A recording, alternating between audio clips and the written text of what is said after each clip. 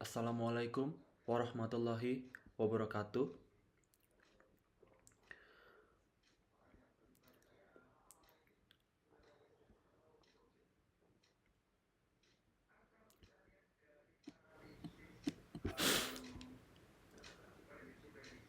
Selamat malam.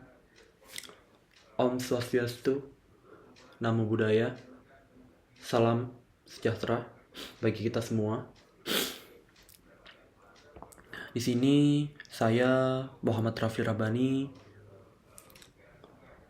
mahasiswa manajemen bisnis, ingin menjelaskan materi minggu ini, yaitu dengan pertanyaan dengan merefleksikan konsep pemasaran yang etis dan tanggung jawab digital, bagaimana warung abnormal dapat memanfaatkan strategi pemasaran media sosial secara bertanggung jawab untuk menarik minat generasi milenial tanpa mempromosikan konsumerisme yang tidak sehat atau ekspektasi gaya hidup yang tidak realistis.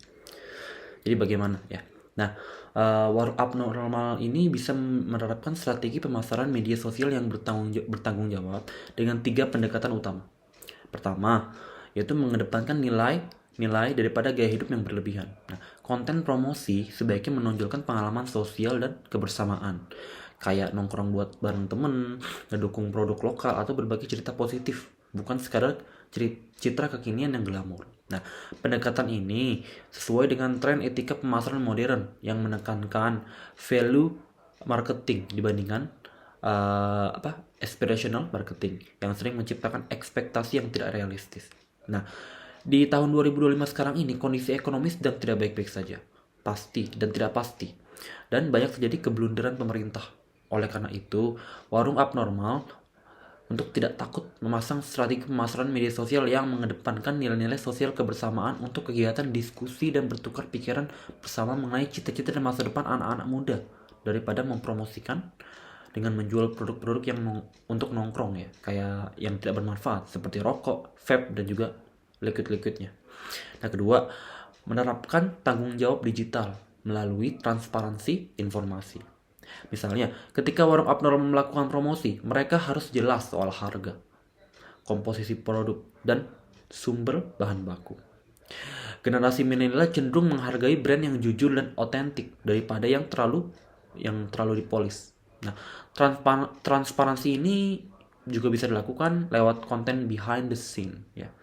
Edukasi seputar bahan lokal dan juga highlight tentang kolaborasi dengan petani dan UMKM. Nah, warung abnormal juga harus dibarengi dengan mengajari pegawai-pegawainya dan staff-staffnya untuk memberikan menu-menu yang cukup enak ya, daripada hanya sekedar ekspektasi gambar yang begitu mencolok yang jauh dibanding rasanya. Nah, yang ketiga, membangun komunitas digital yang sehat. Warung abnormal bisa memanfaatkan media sosial bukan cuma buat jualan, tapi juga buat membuka ruang interaksi yang membangun contohnya challenge ya, yang mempromosikan gaya hidup positif, no plastic campaign, local coffee appreciation, atau menu sehat harian. Dengan cara ini, strategi pemasaran mereka bukan cuma meningkatkan engagement, tapi juga berkontribusi pada kesadaran sosial dan keberlanjutan. Di era digitalisasi sekarang ini, membayar influencer sudah merupakan kewajiban strategi bisnis yang populer, apapun itu, agar dapat mengiklankan komunitas digital yang sehat ini. Ya, pertanyaan yang kedua. Jika Anda adalah bagian dari tim pemasaran digital warung abnormal, pedoman etika apa yang Anda terapkan dalam membuat konten dan berinteraksi dengan konsumen online? Jelaskan ide Anda secara jelas dengan argumen pribadi Anda. Nah, kalau saya bagian dari tim pemasaran digital warung abnormal, mungkin saya akan melakukan beberapa langkah-langkah ya.